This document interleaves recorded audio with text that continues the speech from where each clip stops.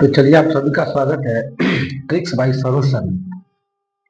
आज हम लोग प्राचीन इतिहास का अगला क्वेश्चन करने जा रहे हैं। प्राचीन इतिहास में हम लोग 50 तक कवर कर लिए हैं। प्राचीन इतिहास में कितना कवर किए हैं? 50 तक। और आज हम लोग 50 के आगे बढ़ जाएंगे। ठीक है, तो कौन सा बुक से चल रहा है तो ध्यान दीजिएगा। ये ऑल बिहार एग्जाम अब ये पुराना बुक है तो 6300 प्लस है। अब ये नया बुक आ गया है 6900 प्लस। तो इसी बुक से हमारा टॉपिक चल रहा है। इस बुक में बिहार के जितना भी परीक्षा है सब का प्रीवियस ईयर क्वेश्चन दिया हुआ है, चाहे वो हिस्ट्री हो, ज्योग्राफी हो, पॉलिटी हो, साइंस हो, हर सब्जेक्ट को कवर किया है। तो अभी हम लोग इसी बुक का पूरी तरीके से डिस्कशन कर रहे हैं जो हर एग्जाम के लिए फायदेमंद है। चाहे बिहार पुलिस हो, बिहार दरोगा हो, रेलवे हो, एसएससी जीडी हो, अन्य कोई भी एग्जाम हो, जहां जीके जीएस आएगा वहां आपको हेल्प करने वाला है। तो चलिए बिना देरी के क्लास को शुरू करते हैं। हम लोग 50 के बाद बढ़ेंगे, तो आप लोग जल्दी से अपना पेन कॉपी सब निकाल लेंगे और 50 के बाद देखना स्टार्ट कीजिएगा। तो 50 के बाद हम लोग बढ़ जाते 51 नंबर में। 50 के बाद 51 नंबर सवाल में आ जाते हैं। 51 नंबर सवाल बोला है कि एक विशाल सार्वजनिक स्नानागार, सार्वजनिक मतलब होता है गांव समाज में कोई टॉयलेट बना हो, बाथरूम बना हो या नहाने वाला जगह बना हो जो सार्वजनिक हो, कोई भी आदमी वहां आके नहा सके। तो सार्वजनिक स्नानागार जिसे ही ग्रेट बाथ कहते हैं, सिंधु घाटी सभ्यता के कौन से स्थल से मिला है? तो चलिए हम थोड़ा इसको जान लेते हैं। आपका आंसर हो जाएगा इसका मोहनजोदड़ो। क्या हो जाएगा? मोहनजोदड़ो हो जाएगा। मोहनजोदड़ो में और क्या क्या चीज मिला है वो थोड़ा सा देख लीजिए। मोहनजोदड़ो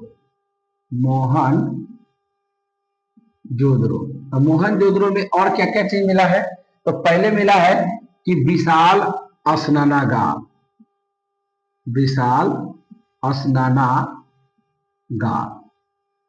स्नानागार भी यहीं से मिला है। फिर बोलेगा कि विशाल अन्नागार मतलब अनाज को रखने के लिए जगह है, विशाल अन्नागार। फिर कांसे की नर्तकी मतलब डांसर, कांसे की बनी हुई नर्तकी का प्रमाण भी यहीं से मिला है। हाँ, तो विशाल स्नानागार, विशाल अन्नागार, कांसे की नर्तकी का भी प्रमाण मोहनजोदड़ो से मिला है। अब मोहनजोदड़ो का जो अर्थ होता है, मोहनजोदड़ो का अर्थ क्या होता है? इसका अर्थ होता है मृतकों का टीला। इसका अर्थ क्या होता है? मृतकों का टीला। मोहनजोदड़ो का अर्थ क्या है? मृतकों का टीला है। तो ये भी आपको ध्यान में रखना है। मोहनजोदड़ो, विशाल अन्नागार, विशाल स्नानागार, कांसे की नर्तकी, यहीं पे मिला है। तो ये इसका आंसर हो जाएगा मोहनजोदड़ो हो जाएगा। क्या हो जाएगा? मोहनजोदड़ो हो जाएगा।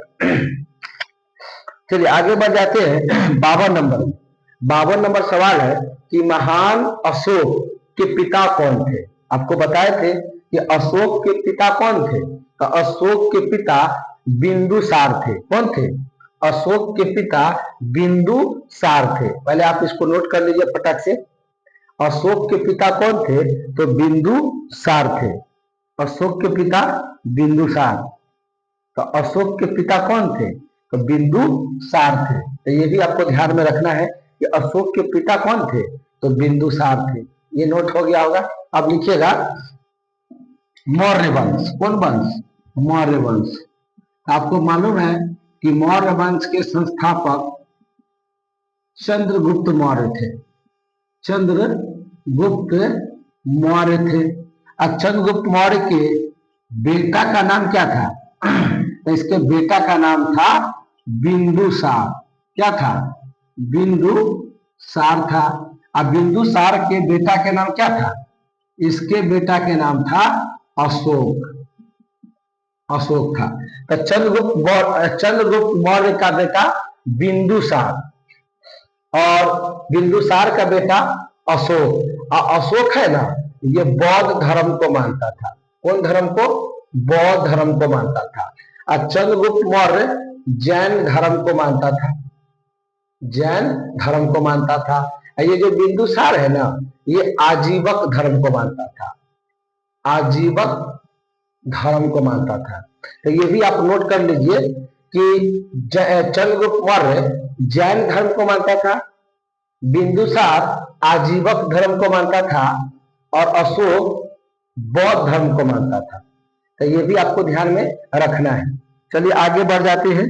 तो आपसे पूछा था कि अशोक के पिता कौन थे, तो बिंदुसार थे। चलिए आगे बढ़ते हैं। अगला सवाल है कि हड़प्पा सभ्यता के औजार या हथियार अधिकतर बने होते थे। देखो हड़प्पा सभ्यता की बात आएगा ना, हड़प्पा सभ्यता की बात आएगा, पहले आप इसको नोट कर लीजिए। हड़प्पा सभ्यता की जब बात आएगा तो आपको 2-3 बात याद रखना है। हड़प्पा सभ्यता की बात आएगा ना तो आपको 2-3 बात याद रखना है। देखिए हड़प्पा सभ्यता, हड़प्पा सभ्यता, हड़प्पा सभ्यता को हम लोग बोलते हैं सिंधु घाटी सभ्यता। हड़प्पा सभ्यता का ही नाम है सिंधु घाटी सभ्यता। इसी को हम लोग बोलते हैं कांस्य युगीन सभ्यता, कांस्य युगीन सभ्यता। तो देखिए हड़प्पा सभ्यता, सिंधु घाटी सभ्यता, कांस्य युगीन सभ्यता, ये तीनों एक ही नाम है, तीनों एक ही नाम है। या कांस्य युगीन सभ्यता कहे, या सिंधु घाटी सभ्यता कहे, या हड़प्पा सभ्यता कहे, ये तीनों के तीनों एक ही बात होता है। तो आपसे बोला है कि हड़प्पा सभ्यता के औजार किसका बना होता था। तो आपको मालूम है कि सिंधु घाटी सभ्यता, हड़प्पा सभ्यता में लोहे का ज्ञान नहीं था। तो इसका मतलब था कि तांबा 3 कांसा, कांस्य युगीन है तो कांसा तो होगा, कांस्य युगीन कहते हैं तो कांसा तो होगा। तो तांबा था, आपको तांबा था, उसके बाद तांबा के साथ साथ टीन भी था, और टीन के साथ साथ कांसा भी था, कांसा भी था।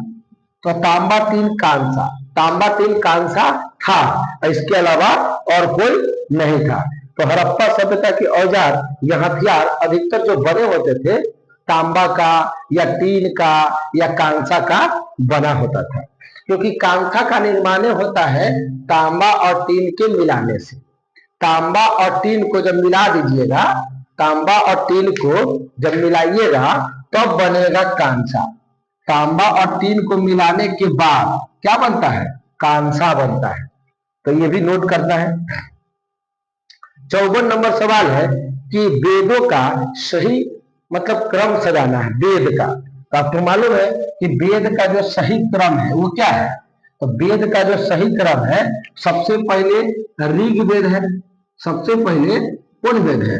ऋग्वेद है 1 नंबर, फिर 2 नंबर पे यजुर्वेद है, फिर 3 नंबर पे सामवेद है, और 4 नंबर पे अथर्ववेद है। तो याद रखिएगा ऋग्वेद, यजुर्वेद, सामवेद, अथर्ववेद। ऋग्वेद सामवेद होता है, पहले पहले क्या होता है? सामवेद होता है। इसको थोड़ा सुधार कर लीजिए, पहले सामवेद होता है। पहले क्या होता है? ऋग्वेद, फिर सामवेद होता है, उसके बाद यजुर्वेद होता है। क्या होता है? यजुर्वेद होता है। तो ये भी थोड़ा सा नोट कर लीजिए, यजुर्वेद। तो सबसे पहले ऋग्वेद होगा, ऋग्वेद के बाद सामवेद होगा, सामवेद के बाद यजुर्वेद होगा, और यजुर्वेद के बाद अथर्ववेद होगा। और अथर्ववेद को देखो, ऋग्वेद, सामवेद, यजुर्वेद, ये तीनों वेद को मिला, इस तीनों वेद को बोलते हैं क्या? वेद त्रय, वेद त्रय। लेकिन अथर्ववेद को वेद त्रय में शामिल नहीं किया गया है।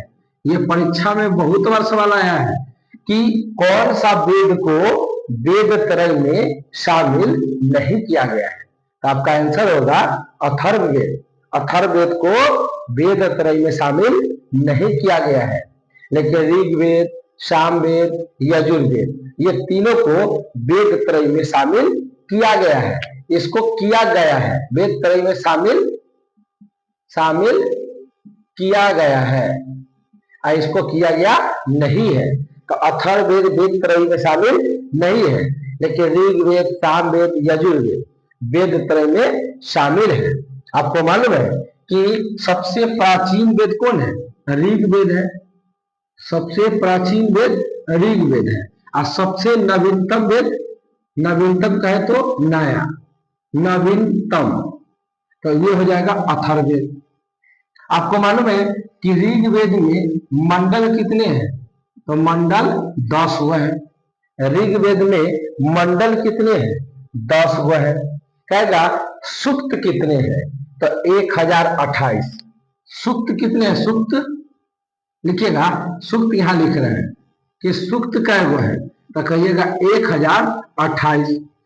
कहेगा उपनिषद कै गो है?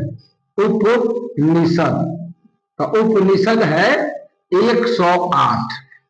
उपनिषद कै गो? 108। और सूक्त क्या है? 1028। तो उपनिषद कै गो? 108 गो। कहिएगा उपनिषद कहते किसको है? तो गुरु के सामने बैठकर शिक्षा लेना उपनिषद कहलाता है। गुरु के निकट बैठकर शिक्षा लेना उपनिषद कहलाता है। तो लिख लीजिए कि गुरु के समीप बैठकर शिक्षा लेना उपनिषद कहलाता है। गुरु के समीप यानी नजदीक बैठकर शिक्षा लेना उपनिषद कहलाता है। तो उपनिषद 108, सूक्त 1028, मंडल 10, और इसी 10 में 10 गो मंडल है। इसी तीसरा मंडल में गायत्री मंत्र है। तो ऋग्वेद के तीसरा मंडल में क्या है? बोलिए।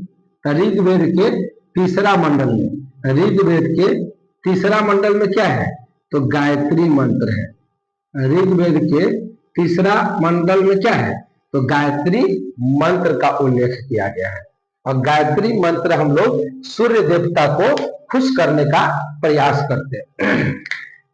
सामवेद में संगीत का चर्चा है, और यजुर्वेद में कर्मकांड यानी यज्ञ की चर्चा है, और अथर्ववेद में जादू टोना का चर्चा है। चलिए आगे बढ़ते हैं। 55 नंबर, तो 54 नंबर का आंसर बी ऑप्शन हो जाएगा, ऋग्वेद, सामवेद, यजुर्वेद, अथर्ववेद। 55 नंबर, उपनिषद को वेदांत के रूप में भी जाना जाता है। उनकी संख्या कितना है? तो उपनिषद का है 108 गो। उपनिषद 108 गो, और उपनिषद को ही वेदांत कहते हैं। उपनिषद को एक और नाम क्या है? उपनिषद का एक और नाम है, उपनिषद का एक और नाम क्या है? वेदांता। क्या है? वेदांता। तो उपनिषद का एक और नाम है वेदांता। तो ये नोट कर लीजिए आप, उपनिषद का एक और नाम है क्या? वेदांता नाम है। उपनिषद का एक नाम और है, क्या नाम है? वेदांता नाम है।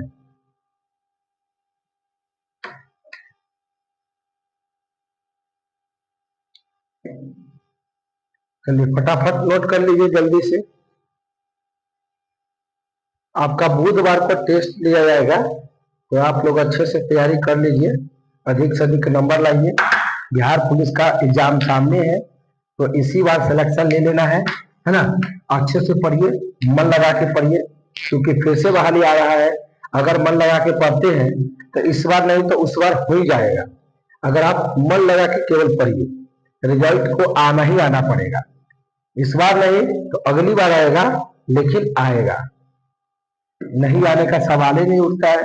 अगर आप मन से, ईमानदारी से पढ़ते हैं तो रिजल्ट जरूर होगा। क्यों नहीं होगा रिजल्ट? आपको बताइए, पढ़ने वाला कोई में रिजल्ट होता है?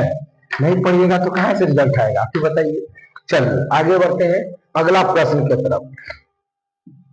56 नंबर सवाल क्या है कि कुछ नदी है और उसका कुछ प्राचीन नाम है। हम लिखाए हुए थे आपको, आपको याद नहीं है, वो मानते हैं कि आपको याद नहीं है, लेकिन रिवीजन हम करा देते हैं फिर से।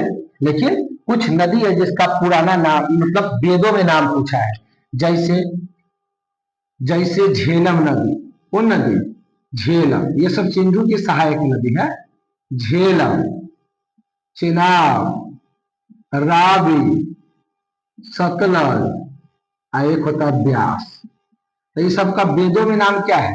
झेलम को वितिस्ता बोलते हैं, झेलम को वितिस्ता बोला गया है। चेनाब को अस्कनी बोला गया है, चेनाब को अस्कनी। रावी को परुसनी बोला गया है, रावी को परुसनी। सतलज को सतुद्री बोला गया है, सतुद्री। अब ब्यास को बोला गया है द्विपासा, ब्यास को क्या बोला गया है? द्विपासा।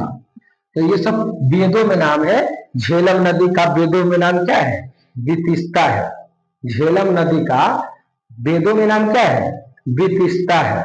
चेनाब का अस्कनी है, रावी का परुसनी है, सतलज का सतुद्री है, ब्यास का द्विपासा है। एक बार लिख लीजिए मेरे साथ, झेलम का वितिस्ता, झेलम का वितिस्ता, झेलम का वितिस्ता। चेनाब का अस्कनी, चेनाब का अस्कनी, आधा सौ किनी, अस्कनी। रावी का परुसनी, परुसनी है, रुसनी, परुसनी। और सतलज का सतुद्री। अब ब्यास का द्विपासा, ब्यास का क्या है? द्विपासा। तो उसका वेदों में नाम है ये सब। ये सारा के सारा नदी सिंधु की सहायक नदी है। किसकी सहायक है? सिंधु नदी की सहायक नदी है, सहायक नदी है। तो ये भी आपको ध्यान में रखना है, सहायक नदी है। तो आपका आंसर मिलान कर लीजिएगा कि वितिस्ता का क्या होगा? वितिस्ता का झेलम होगा, तो ए का 3 नंबर, और अस्कनी हो जाएगा चेनाब का, तो बी का 1 नंबर, तो बी का 1 नंबर ऑप्शन नंबर 3 के साथ चले जाइए, ऑप्शन नंबर 3 हो जाएगा। चलिए 57 नंबर, जैनियों के अनुसार जैन धर्म के संस्थापक कौन थे? तो जैन धर्म के संस्थापक हम पहले ही वीडियो में कवर कर दिए थे कि जैन धर्म के संस्थापक कौन है। तो जैन धर्म के संस्थापक ऋषभ देव है। कौन देव है? ऋषभ देव है। इसको जल्दी से नोट कर लीजिए, जैन धर्म के संस्थापक कौन है? तो आप कहेंगे ऋषभ देव है। जैन धर्म के संस्थापक कौन है? जैन धर्म, कौन धर्म? जैन धर्म, जैन धर्म के संस्थापक कौन है? बताइए तो, संस्थापक तो कहिएगा कौन? ऋषभ देव। कौन देव? ऋषभ देव है। इसका प्रतीक चिन्ह है सार। क्या है? सार। इसी को बोलते हैं वृषण। क्या बोलते हैं? वृषण है। लेकिन बोलेगा कि जैन धर्म का वास्तविक संस्थापक कौन है? जैन धर्म का वास्तविक संस्थापक कौन है? तो वास्तविक संस्थापक हो जाएगा महावीर स्वामी, महावीर स्वामी हो जाएगा। सीधे संस्थापक बोलेगा तो ऋषभ देव, लेकिन वास्तविक संस्थापक बोलेगा तो महावीर स्वामी। ये 24वां तीर्थंकर था, ये पहला तीर्थंकर था। महावीर स्वामी का प्रतीक चिन्ह क्या है? तो सिंह है, सिंह का है तो शेर है, याद रखिएगा। फिर बोलेगा कि जैन धर्म के 23वां तीर्थंकर कौन है? तो कहते हैं क्या कि पार्श्वनाथ, पार्श्वनाथ। कौन है? पार्श्वनाथ। 23वां तीर्थंकर पार्श्वनाथ। और प्रतीक चिन्ह क्या है? तो सांप है, प्रतीक चिन्ह सांप है। कोई बोलेगा कि 22वें तीर्थंकर कौन है? 22वें तीर्थंकर अरिष्ट नेमि है, अरिष्ट, अरिष्ट नेमि। कौन है? अरिष्ट नेमि। तो 22वें तीर्थंकर अरिष्ट नेमि है, जिसका प्रतीक चिन्ह शंख है। नहीं, पूजा पाठ में पंडित जी शंख बजाते हैं, शंख, वही शंख है। तो 22वें तीर्थंकर अरिष्ट नेमि है, और 23वें तीर्थंकर पार्श्वनाथ है। पार्श्वनाथ का प्रतीक चिन्ह सांप, और 22वें तीर्थंकर अरिष्ट नेमि का प्रतीक चिन्ह शंख होता है, शंख। कौन होता है? शंख होता है। और उसके बाद आपको मालूम है कि पहला तीर्थंकर कौन है? ऋषभ देव, वृषण हो गया। और दूसरा तीर्थंकर कौन था? तो दूसरा तीर्थंकर था अजीत नाथ। कौन नाथ? अजीत नाथ। अजीत नाथ का प्रतीक चिन्ह हाथी। क्या था? हाथी था। तीसरका तीर्थंकर कौन था? तो तीसरका तीर्थंकर था कौन बताइए? संभवनाथ। संभवनाथ। और प्रतीक चिन्ह घोड़ा। कहिएगा चौथा कौन? तो अभिनंदन। अभिनंदन। और प्रतीक चिन्ह बंदर। तो इतना याद रखिएगा। शुरू का 4 गो और अंतिम से 3 गो।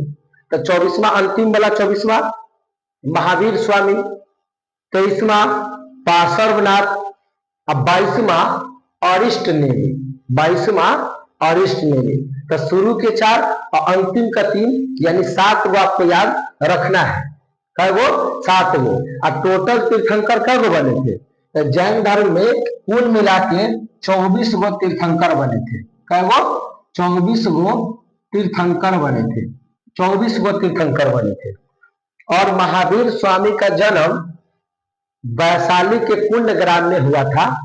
वैशाली के कुंड ग्राम में हुआ था 540 बीसी में।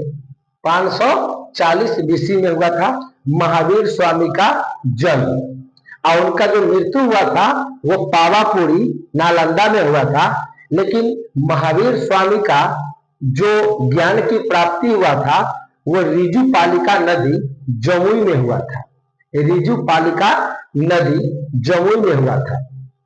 ये भी आपको याद रखना है। फिर क्या हुआ कि जैन धर्म 2 पार्ट में डिवाइड हो जाएगा। श्वेतांबर, दिगंबर।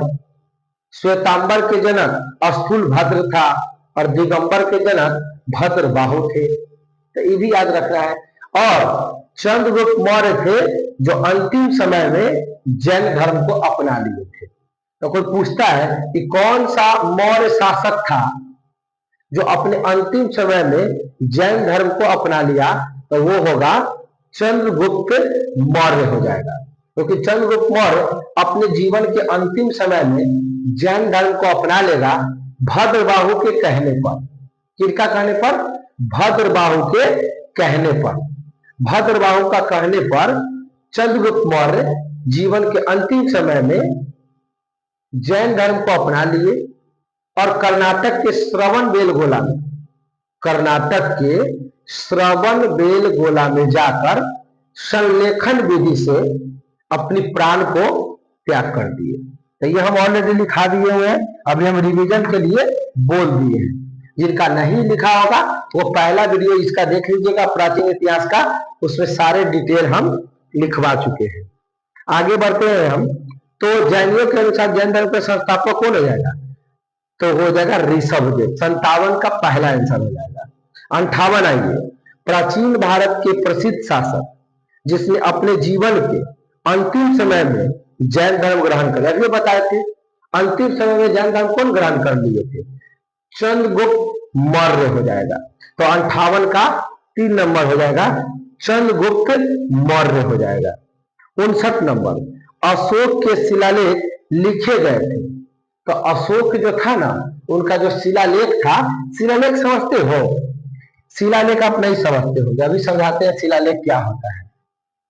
अभी हम समझाते हैं कि शिलालेख क्या होता है। देखिए शिलालेख का मतलब क्या होता है, समझिए बात को। आप कभी देखे हैं सड़क बनते हुए, रोड बनते हुए, पुल बनते हुए देखे हैं?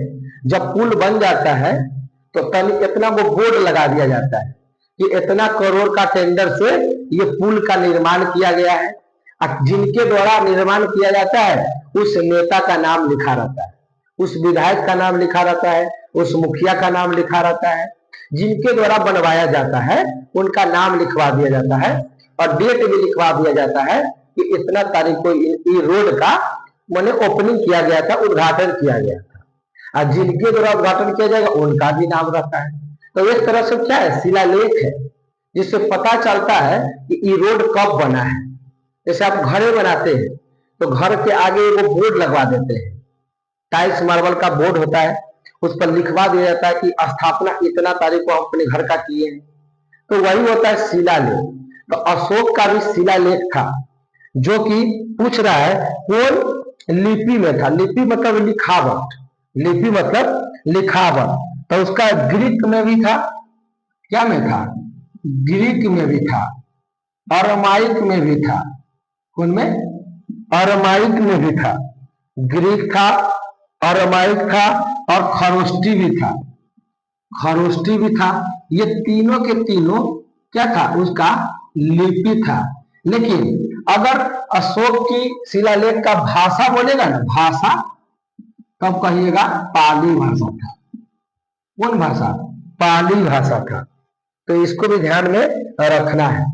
और जैन इसको बौद्ध धर्म का भी भाषा क्या था, पाली, लेकिन जैन धर्म का प्राकृत था।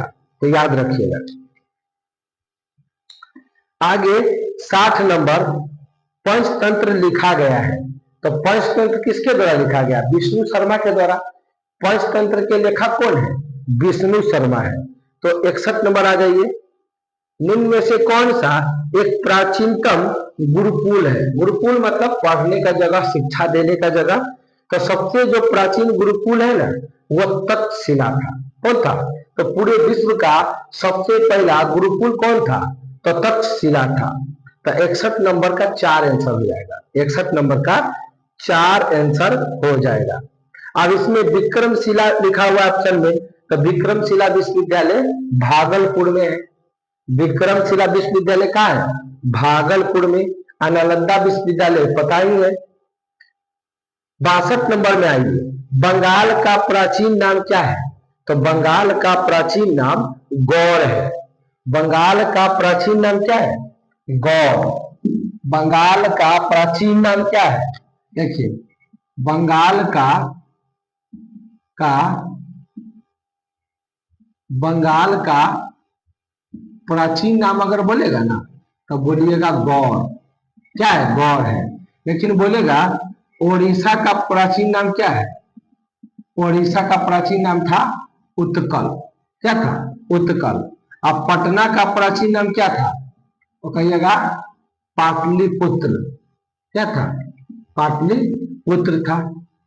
बोलिएगा कि फल्गु नदी का प्राचीन नाम क्या था, फल्गु नदी का प्राचीन नाम निरंजना नदी था, निरंजना नदी था। औरंगाबाद शहर, औरंगाबाद यानी अब बन गया है संभाजी नगर, संभाजी नगर। तो संभाजी नगर का पुराना नाम क्या हो जाएगा, तो औरंगाबाद हो जाएगा। औरंगाबाद हो जाएगा। कहेगा कि तुर्कीय देश जो है ना, तुर्कीय देश, तुर्कीय देश का प्राचीन नाम क्या है, तो सीधे तुर्की है, तुर्की है। तो तुर्कीय देश का प्राचीन नाम तुर्की है। तो कुछ प्राचीन नाम है जो इसको ध्यान में रखना है कि बंगाल का प्राचीन नाम गौड़ है, ओडिशा का प्राचीन नाम उत्कल है, पटना का प्राचीन नाम पाटलिपुत्र है, फल्गु का प्राचीन नाम निरंजना नदी है, संभाजी नगर का प्राचीन नाम औरंगाबाद है, तुर्की का प्राचीन नाम तुर्की है। तो कुछ ध्यान में रखना है, प्राचीन नाम या नया नाम ध्यान में रखिएगा। चलिए आगे बढ़ जाते हैं हम लोग। 63 नंबर, 63 में बोला है कि नागर, द्रविड़, बेसर, ये तीन प्रमुख क्या है। देखिए नागर, द्रविड़, बेसर एक शैली है जो मंदिर का निर्माण होता है, मंदिर का निर्माण होता है। क्या मंदिर का निर्माण होता है, तो इसको नोट कर लीजिए आप पहले, इसको आप नोट कीजिए जल्दी से,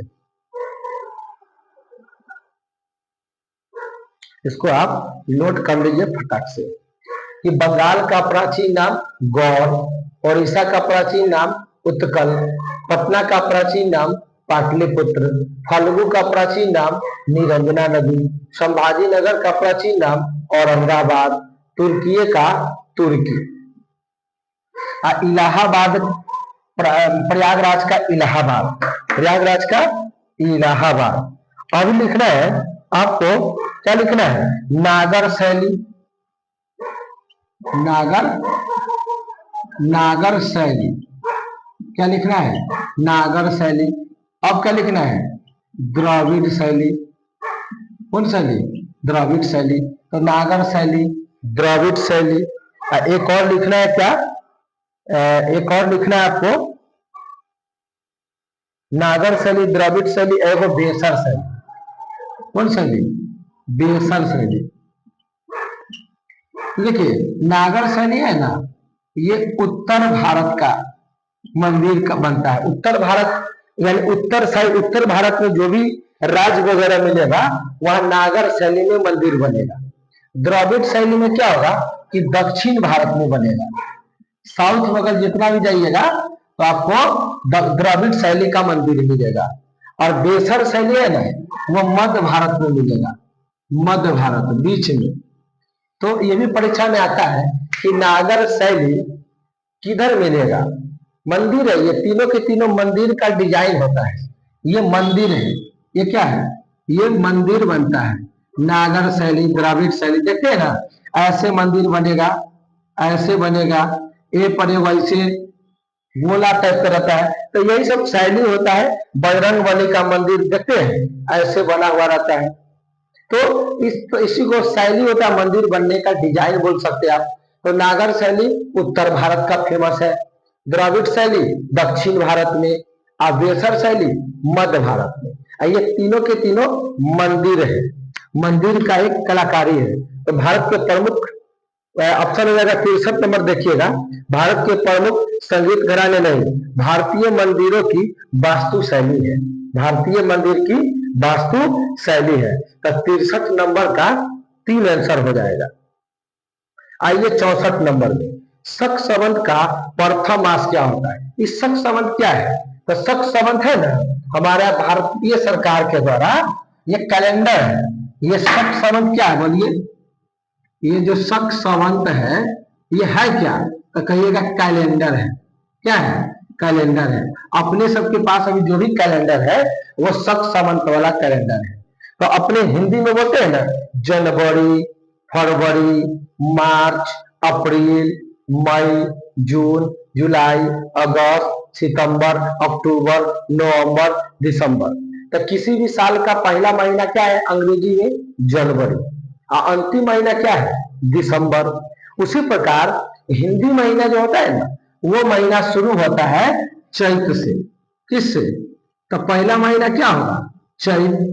चैत, चैत के बाद होता है चैत, बैसाख, जेठ, आषाढ़, श्रावण, भादो, आश्विन, कार्तिक, अगहन, पूष, माघ, फागुन। तो अंतिम महीना कौन होता है? फागुन होता है। अंतिम महीना फागुन। तो फागुन है क्या चीज? अंतिम महीना है। और शुरू का महीना क्या है? चैत हो गया। शुरू का महीना कौन हो गया? चैत। ऐसे समझो, हिंदी का ई कति हो गया? जनवरी अंग्रेजी वाला। आई फागुन क्या है? दिसंबर है। फागुन क्या है? दिसंबर है। तो एक बार फिर से बोल देते हैं, जो नहीं जानते हो अपना लिख लो। सबसे पहला महीना चैत होता है। जैसे हिंदी में जनवरी होता है ना पहला महीना साल का, उसी प्रकार चैत जो महीना होता है वो हिंदी महीने का पहला महीना होता है। हम बोल देते हैं, आप लिख लीजिए।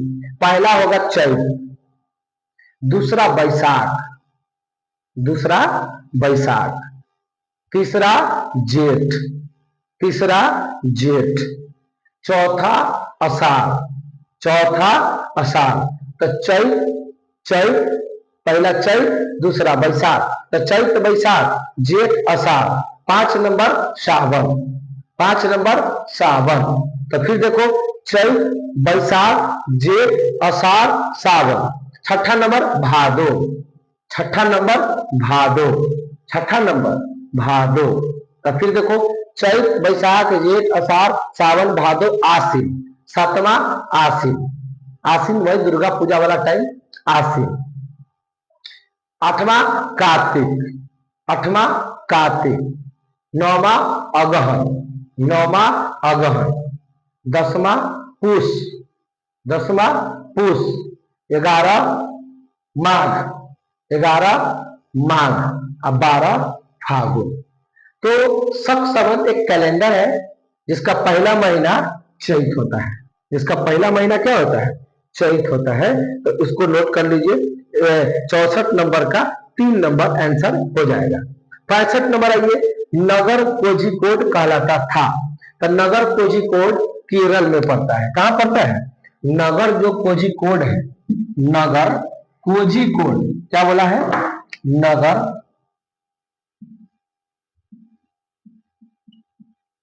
नगर कोझिकोड कहां पड़ेगा? तो कहिएगा केरल में। और केरल में ही क्या है? कालीकट है। कालीकट है जहां पे वास्को डी गामा आया था, इसका स्वागत जमोरिन किया था। याद आया? सबसे पहला पुर्तगाली कौन आया था? वास्को डी गामा कालीकट में आया था, केरल में। तो नगर कोझिकोड केरल को बोलते हैं, केरल को कालीकट बोलते हैं। तो इसका आंसर हो जाएगा कालीकट। 66 नंबर आइए, चोल प्रशासक की मुख्य विशेषता क्या थी? तो चोल प्रशासक ग्रामीण व्यवस्था बढ़िया व्यवस्था करके रखता था, ग्रामीण स्वच्छता हो जाएगा। आइए 67 नंबर में, निम्नलिखित में से किस स्थान पर सिंधु घाटी सभ्यता का बंदरगाह नगर स्थित है? तो बंदरगाह नगर स्थित लोथल। लोथल में आपको बंदरगाह है।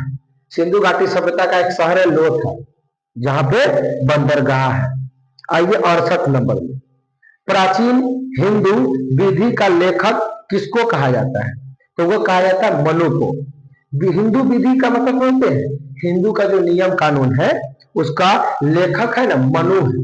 लेखक कौन है? मनु। तो 68 नंबर का आपका हो जाएगा कौन? 3 नंबर मनु हो जाएगा। चलिए 69 नंबर, चीनी यात्री फायान किसके शासन काल में आया था? देखो फायान आ गया, चीनी यात्री है फायान। कौन है? चीनी यात्री है फायान। एक चीनी यात्री आप पढ़े थे, हेन सांग। एक चीनी यात्री क्या पढ़े थे? हेन सांग। ये भी क्या था? चीनी यात्री था। लेकिन ये हर्षवर्धन के शासन काल में आया था, हर्षवर्धन के शासन काल में। अभी वाला क्या है? फायान है। फायान है, क्या है? फायान है। ये भी चीनी यात्री है, लेकिन ये चंद्रगुप्त विक्रमादित्य के काल में आया था। चंद्रगुप्त मौर्य नहीं है, चंद्रगुप्त विक्रमादित्य। चंद्रगुप्त विक्रमादित्य, तो ये चंद्रगुप्त विक्रमादित्य के दरबार में आया था। तो हेन सांग जो था ना, वो हर्षवर्धन के दरबार में आया था, और फायान चंद्रगुप्त विक्रमादित्य के दरबार में आया था। और दोनों के दोनों चीनी यात्री है। ये हेनसांग के बारे में क्या बोला जाता है? कि यात्रियों का राजकुमार था। हेनसांग भारत कब आया था बताइए? तब भारत आया था 1930 में, और 1945 तक भारतीय में रहा था। लेकिन चला कब था? तो 1929 में वहां से निकला था। अब भारत पहुंचा था कब? तो 1930 में। अब 45 तक ले भारतीय में रहा। ये हेनसांग जो था वो नालंदा विश्वविद्यालय में पढ़ाई भी किया था। और नालंदा विश्वविद्यालय के जो कुलाधिपति थे वो एपीजे अब्दुल कलाम था। और नालंदा विश्वविद्यालय को कुमार गुप्त ने बनवाया था, और नालंदा विश्वविद्यालय को ध्वस्त किया था बख्तियार खिलजी किया था। तो याद रखिएगा, यात्रियों का राजकुमार हेनसांग को कहा जाता था। और चीन का यात्री था जो हर्षवर्धन के दरबार में आए थे, फायान। ये भी फायान चीनी यात्री है, लेकिन यह आया था चंद्रगुप्त विक्रमादित्य के दरबार में। तो आइए इसका आंसर हो जाएगा 69 नंबर, चंद्रगुप्त विक्रमादित्य के दरबार में आया था। 70 नंबर, भगवान महावीर का जन्म कहाँ हुआ? तो भगवान महावीर का जन्म वैशाली के कुंड ग्राम में हुआ था। उनका मृत्यु पावापुरी नालंदा में हुआ था, और ज्ञान की प्राप्ति रिजुपालिका नदी के तट पर हुआ था। 71 नंबर, चाणक्य किस राजा का मुख्य सलाहकार था? आपको मालूम है ना कि चाणक्य चंद्रगुप्त मौर्य का गुरु था। चंद्रगुप्त मौर्य को कूटनीति का ज्ञान देने वाले, अस्त्र का ज्ञान देने वाले, शस्त्र का ज्ञान देने वाले चाणक्य थे। उसी का नाम विष्णुगुप्त था, उसी का नाम कौटिल्य था। तो चाणक्य किसका गुरु है? चंद्रगुप्त मौर्य का। तो सलाहकार किनका हो जाएगा? चंद्रगुप्त मौर्य का। तो 71 का 3 आंसर हो जाएगा। 72, सम्राट अशोक के अधिकतर शिलालेख किस लिपि में लिखे गए हैं? तो अधिकतर जो लेख है ना वो खरोष्टी में लिखा गया। एक बार देख लेते, ब्राह्मणी है कि खरोष्टी है। 72 का 2 है कि पहला, एक मिनट रुक जाए।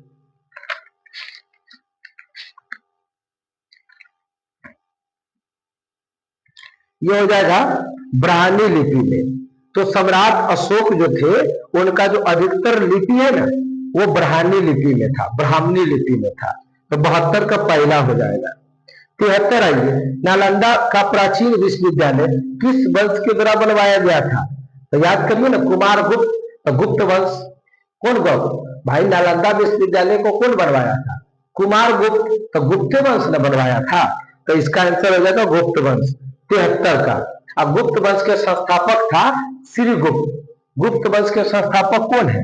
श्रीगुप्त है। तो थोड़ा सा कुछ वंश को नाम लिख लीजिए एक बार और। जैसे हम बोलेंगे कि गुप्त वंश का संस्थापक कौन है, तो कहिएगा श्रीगुप्त। गुप्त वंश का जो संस्थापक है वो कौन है?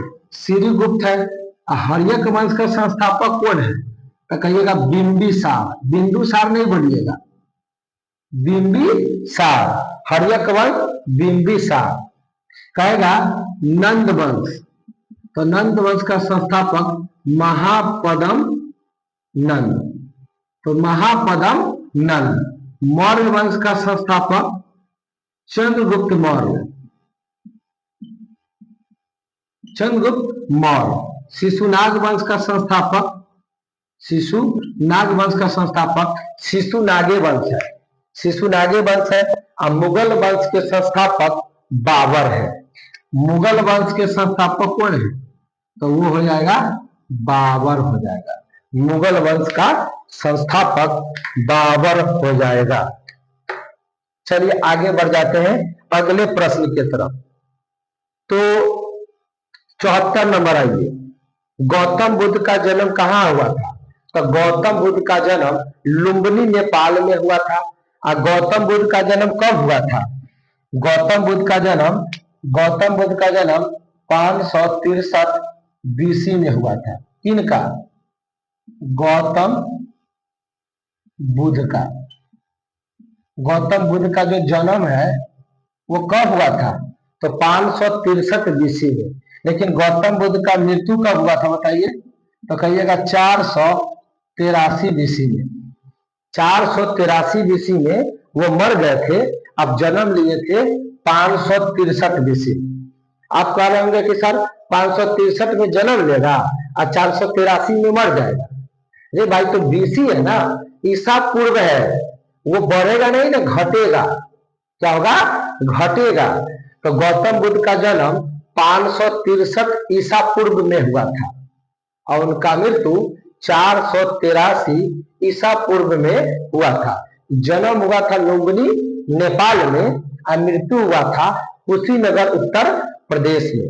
लेकिन इनको ज्ञान की प्राप्ति फल्गु नदी यानी निरंजना नदी के तट पर बोध गया में हुआ था। याद रखिएगा। चलिए अगला क्वेश्चन है। हाँ, एक सवाल और लिख लीजिएगा गौतम बुद्ध के बारे में कि गौतम बुद्ध ने अपना पहला उपदेश कहाँ दिया था? तो पहला उपदेश सारनाथ में दिया था। कहा? सारनाथ में। लेकिन सबसे ज्यादा उपदेश कहाँ दिया था? सबसे ज्यादा उपदेश बोलेगा ना, देखिए पहला उपदेश बोलेगा तो सारनाथ। सबसे ज्यादा उपदेश कहाँ दिया था? सबसे ज्यादा उपदेश कहाँ दिया था? तो श्रावस्ती में। कहा?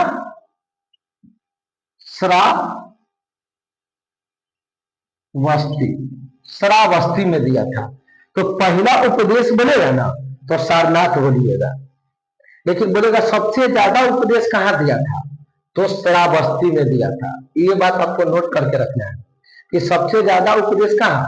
तो श्रावस्ती में। लेकिन पहला उपदेश कहाँ? तो सारनाथ में। तो ये भी आपको ध्यान में रखना है। चलिए आगे बढ़ते हैं अगला प्रश्न की तरफ। 75 नंबर, इनमें से कौन मगध का शासक नहीं था?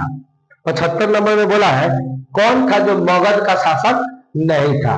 तो शिशुनाग तो था, क्योंकि शिशुनाग वंश का संस्थापक शिशुनाग था।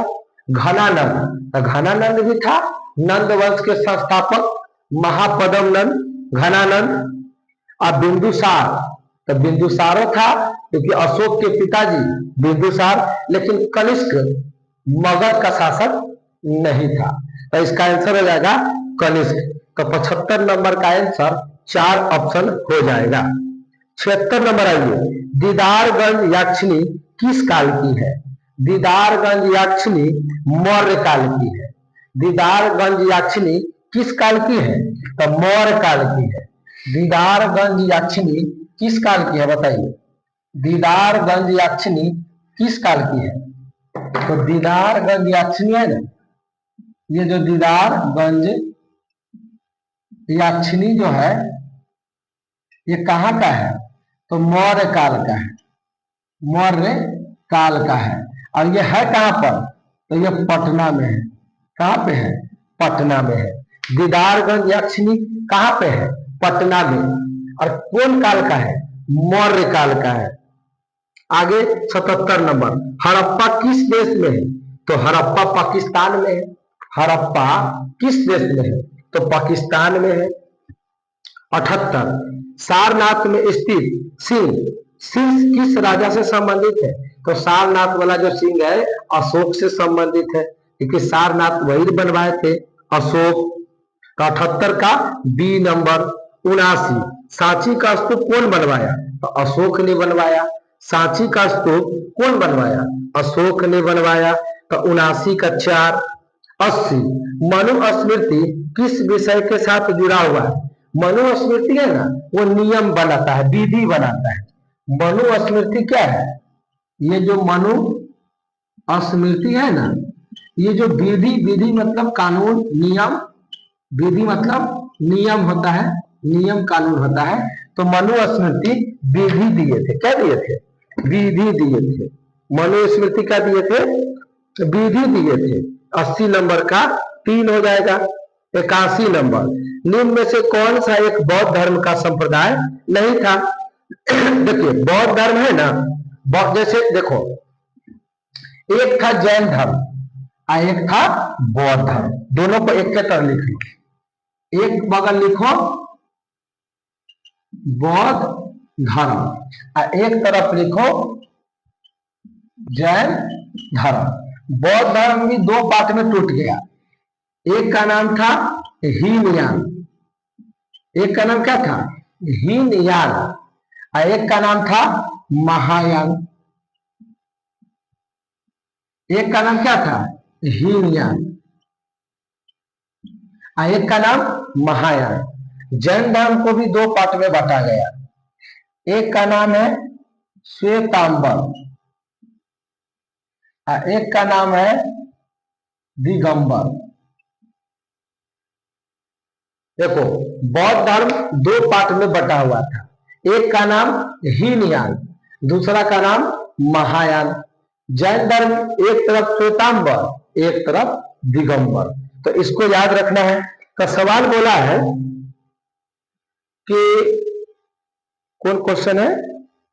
हाँ 81 नंबर, बौद्ध धर्म का संप्रदाय नहीं है तो Mahayana Hinayana. Option number A 1 और 3 तो महायान हीनयान बौद्ध धर्म का है, और दिगंबर देखो, दिगंबर तो जैन धर्म का है। तो इसमें क्या बोला है कि कौन बौद्ध धर्म का नहीं है? तो दिगंबर नहीं है, तो इसका आंसर हो जाएगा दिगंबर। 81 का 2 नंबर। 81 में 4 ऑप्शन दिले था। थेरवाद, कौन बात? थेरवाद, एगो दिले है थेरवाद। तो इसका मतलब क्या हुआ कि इसका भी संबंध किससे हुआ? बौद्ध धर्म से हुआ। तो थेरवाद का भी संबंध किससे? बौद्ध धर्म से। थेरवाद, थेरवाद का संबंध बौद्ध धर्म से है। थेरवाद का संबंध बौद्ध धर्म से है, लेकिन दिगंबर का संबंध बौद्ध धर्म से नहीं है, ये जैन धर्म से है। तो हमसे पूछा था कि कौन बौद्ध धर्म से नहीं है, तो दिगंबर बौद्ध धर्म से नहीं है, तो ऑप्शन नंबर 2 हो जाएगा। 82 नंबर, कौन आयुर्वेद के जनक है? आयुर्वेद समझते हो ना, जड़ी बूटी वाला जो दवाई होता है, आयुर्वेद, आयुर्वेद के जनक कौन है? तो लिखिए आयुर्वेद के जनक आयुर्वेद के जनक कौन है? तो आयुर्वेद के जो जनक है ना, वो हो जाएगा धन्वंतरी। धन्वंतरी, देखिएगा, आयुर्वेद के जनक कौन थे? धन्वंतरी। आयुर्वेद के जनक कौन थे? धन्वंतरी थे। आयुर्वेद के जनक कौन थे? धन्वंतरी। तो बोला है कि कौन आयुर्वेद के जनक के रूप में जाना जाता है? तो आर्यभट्ट, चाणक्य, ब्राह्मी, चरक। तो धन्वंतरी ने दिया है, तो चरक भी आंसर सही हो जाएगा।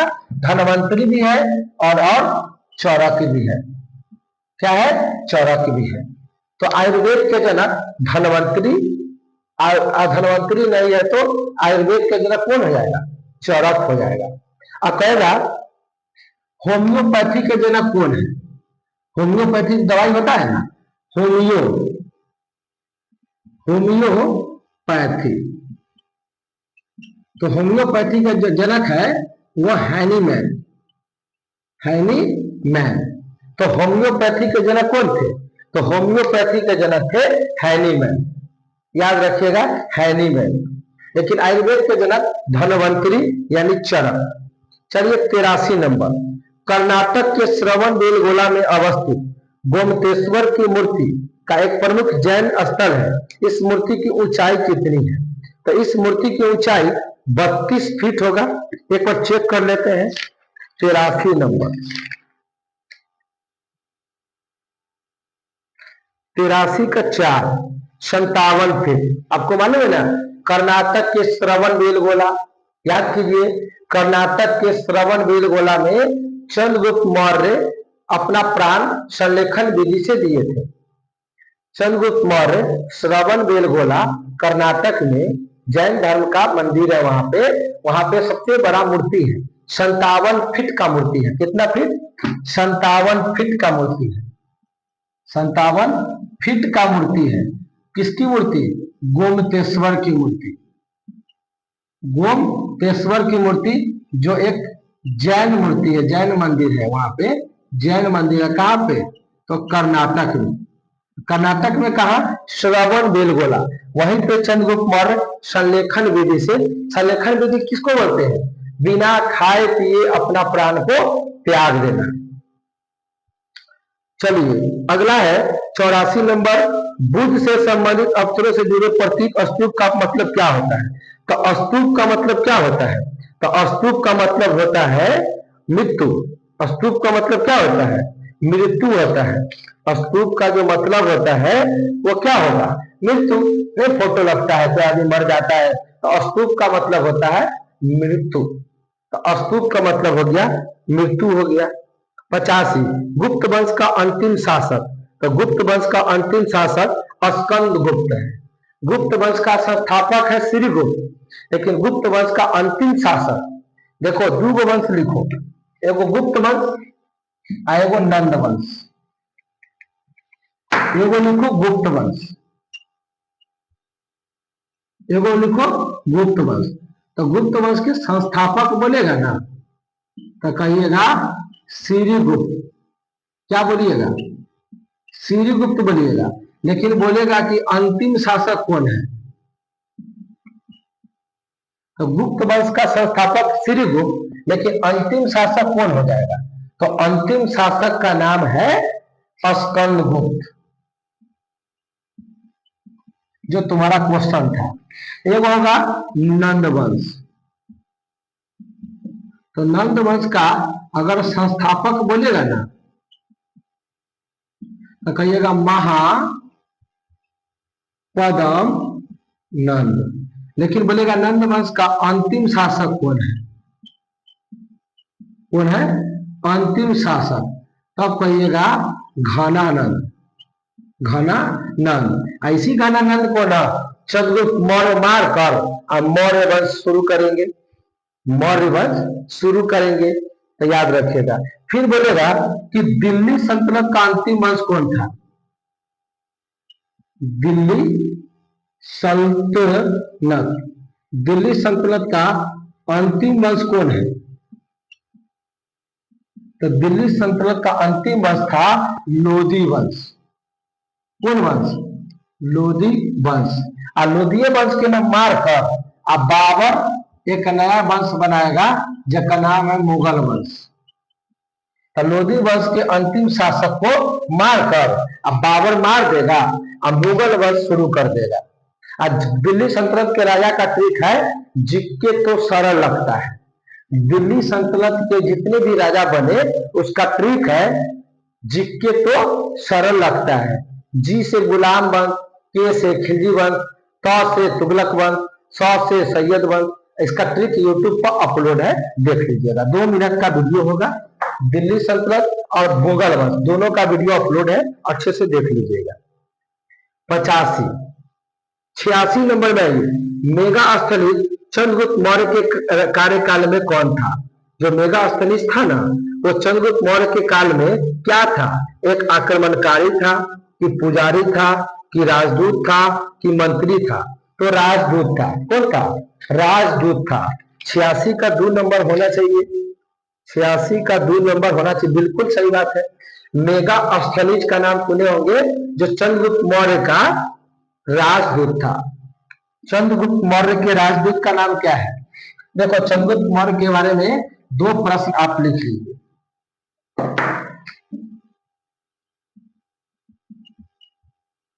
चंद्रगुप्त मौर्य के बारे में 2 बात लिखिए। चंद्रगुप्त मौर्य का प्रधानमंत्री कौन था? तो वही ओकर गुरु जी थे चाणक्य। उसके गुरु कौन थे? चाणक्य। उसी को बोलते हैं कौटिल्य, और उसी को बोलते हैं विष्णुगुप्त। तो चंद्रगुप्त मौर्य का प्रधानमंत्री कौन था? चाणक्य, कौटिल्य, विष्णुगुप्त। लेकिन चंद्रगुप्त मौर्य का राजदूत कौन था? राजदूत तब कहिएगा मेगास्थनीज। मेगास्थनीज, मेगास्थनीज था। चंद्रगुप्त मौर्य का जो राजदूत था वो मेगास्थनीज था। सत्यमेव जयते कहां से लिया गया है? तो सत्यमेव जयते मुंडकोपनिषद से लिया गया है। बोले थे ना कि 108 वो उपनिषद है, तो उस 108 वो उपनिषद में से एक उपनिषद था मुंडकोपनिषद, जो सत्यमेव जयते लिया गया है। अगला 88 नंबर, कौन अपने आयुर्वेद के ज्ञान के लिए जाना जाता है?